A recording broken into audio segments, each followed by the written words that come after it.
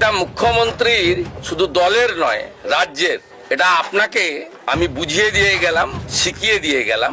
যেটা আপনি করতে পারেননি সেটা শুভেন্দু অধিকারী করার চেষ্টা করলো।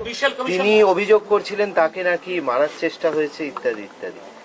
দেখুন, আমি আপনাকে প্রথমত বলি, উনি প্রাক্তন মুখ্যমন্ত্রী এবং একজন বিশিষ্ট রাজনৈতিক নেতা বা নেত্রী হিসেবে প্রোটোকল পান জেট প্লাস নিরাপত্তা।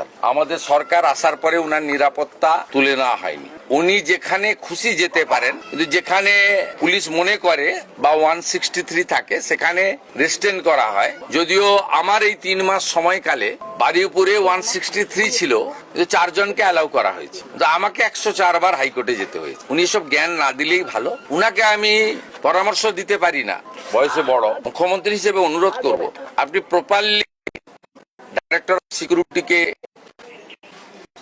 সিপি কলকাতাকে, এডিজিএলওকে, যদি ডিজিপি আপনার পছন্দের না হয়ে থাকে, আপনি যাকে পছন্দ করেন, বা আপনার অফিস তো আছে, আপনার পার্টি আছে, এখনো ছোট হয়ে গেলেও আছে, ভেঙে গেলেও আছে, তা আপনি মেল করে আপনার শিডিউল জানালে আপনি যে প্রোটেকশন পান অ্যাজ পার ব্লু বুক, সেই প্রোটেকশন আপনি পাবেন। কালকে আপনি না জানিয়ে এসেছেন এবং ভারতীয় জনতা পার্টির কোনো লোককে আমি ছবিতে দেখিনি। আমাদের এমএলএ বরঞ্চ জানার পরে লোকজনকে সরিয়ে নেওয়ার ব্যবস্থা করেছে। আর আমি সিপিকে ধন্যবাদ দেব, তিনি ডিসির নেতৃত্বে, আমি টিভিতে আপনারা এখনো দেখাচ্ছেন, মাঝে মাঝে দেখেছি, অন্তত কয়েকশো পুলিশ ছিল। এই পুলিশ মোবিলাইজেশন করতেও টাইম লাগে। এই পুলিশ মোবিলাইজেশন করতেও একটা থানাতে এত পুলিশ থাকে না, লাইনে থাকে, ব্যাটালিয়নে থাকে, সেখান থেকে ফোর্স আনতে হয় যখন ভিআইপিরা আসেন। তা পুলিশকে আপনি কোনো সুযোগই দেননি। তারপরেও আমি বলবো কিছুই ঘটেনি। আর আপনার ওই পাথর টাথরের গল্প, ওগুলো সব মানুষ দেখেছে। আমি আপনাকে পরামর্শ না দিয়ে অনুরোধ করব, আপনি কোথাও গেলে পুলিশকে টাইম নিয়ে জানিয়ে আসবেন।